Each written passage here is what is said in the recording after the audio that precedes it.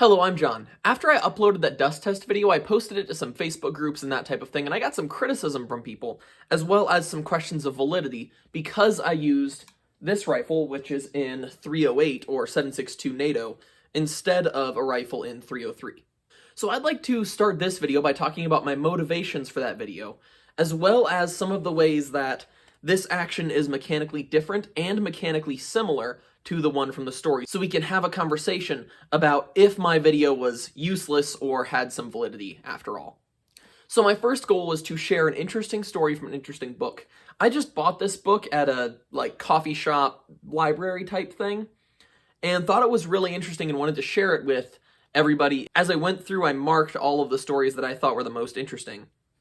And I ended up marking probably around like a third of them or half of them. Secondly, I wanted to draw interested people to the advantages and disadvantages of certain design choices with the SMLE rifle.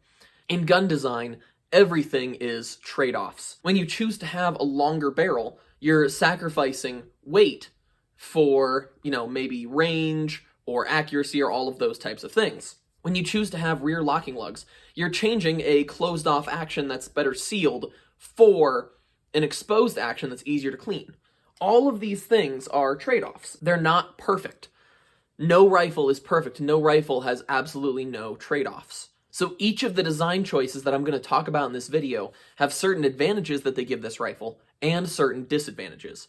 Rarely do people make choices that have absolutely no drawbacks, and rarely do people make choices that are only drawback and have no advantages. I also wanted to just teach about history. I think history is really fascinating. I think history is why these guns are so cool to own. If I didn't care about the history, I could get a rifle that was more practical than this one for my needs at any sporting goods store, really anywhere in the US. But we like these things because we care about the history behind them. And I thought it would be interesting to share the story of a British soldier in Palestine, because that's not really what we think when we think about World War I. When we talk about World War I, we think of France, and we hear things like the Somme and Flanders and the Marne.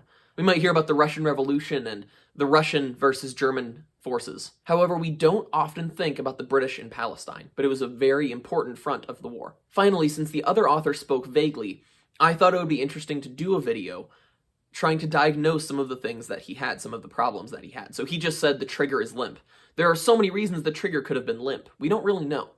However, when I put my rifle in the dust, we found one reason that caused the trigger to get limp. So let's start by talking about some differences that these calibers will have. I don't have a rifle in 303, otherwise I would have done this test in 303. However, when I bought this rifle, I wanted a rifle that I could take out to the range and shoot easier than a 303 rifle. So I grabbed a gun that had a modern caliber. I hope to own a rifle in 303 someday, but I'm just not there right now financially. So this is what I have, and this is what I did test with. The first thing is that the magazine is different and the magazine feed lips are different. So if I had any issues with feeding in that video, I would have said this is likely due to the design of the magazine, not inherent flaws with the Enfield rifle. And the first-hand account soldier didn't experience any feed issues, neither did I. I did not have any issues with feeding.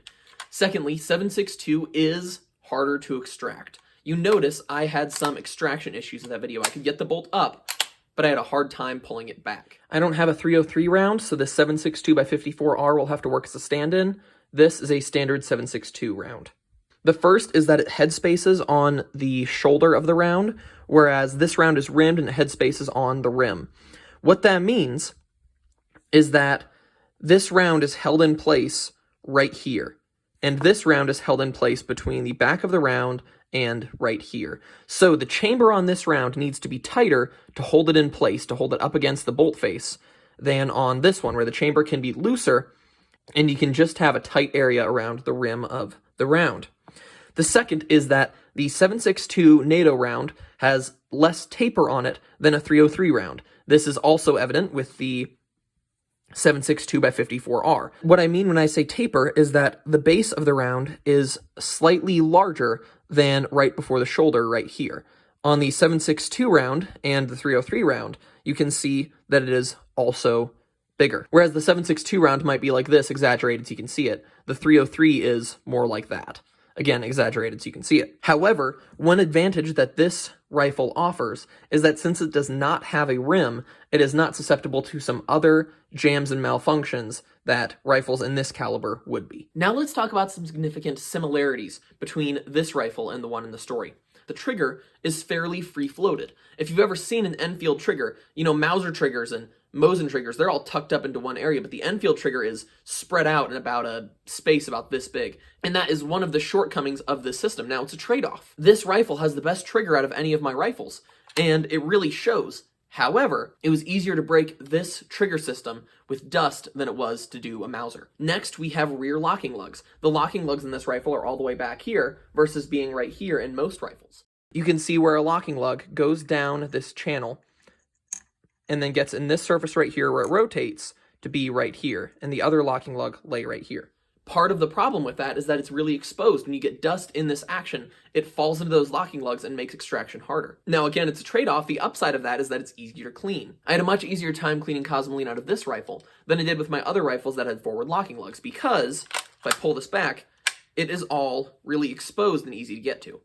Now the problem is if it's exposed and easy to get to, it's also easy to get dust inside of. Next, there is this external rail, and that means that when I pull this back, the bolt head needs to slide in this rail. So if there's gunk, dust, dirt, mud stuck in that rail, that makes the extraction process more difficult. All of this goes down to the Enfield action is very exposed. It's left out in the open. If you face dust or dirt or mud or sand or any list of other things, it's going to get in this action. Whereas a Mauser action is sealed. And that sealed Mauser action might be able to do better in some of these things like dust. However, because it's sealed, it's also harder to get into and clean. So because of these things, I believe that it's fair to say that what I experienced with this rifle is pretty standard. Now, the extraction was probably made worse by the fact that this is a 7.62 gun. However, that doesn't mean I wouldn't have had extraction issues. And the soldier in the story, so you can't say this would not have happened if you had a 303 rifle, because it did. You can't say that sand cannot gum up a rifle, because in this story, it did gum up a rifle. The flip side of that is that this video was not designed to do what I did with this rifle and then compare that to this book. It was to read this book and compare this book to what I found with this rifle. If this was a traditional dust test where I was trying to say whether or not you should carry an Enfield based off of how it did in those conditions, then maybe you would have some credibility. However, that's not what I was saying. So before I ramble on any longer about this, I'd like to talk about one or two more things. Every time you give criticisms of somebody's baby, their sacred cow, they are going to give you all of the reasons why your test is invalid. In this case, it was because I had the wrong caliber rifle. Now, there is a video on InRange TV where they did a mud test on an AR-15 and a mud test on an AK-47. And as they tested these results, the AR-15 came out winning. Now, at first, people said, oh, that's because you're using a modern AR-15, not an original Cold Vietnam-era AR-15, so they did it again. And people also said, you aren't using a real Russian AK, so that's why you're having these problems. I think they were using a Romanian AK. The point is that people will use anything they can, any method they can to defend their sacred cow. Rather than changing what they believe because they're faced with new evidence, they're going to continue to believe what they believe, no matter what evidence they are presented.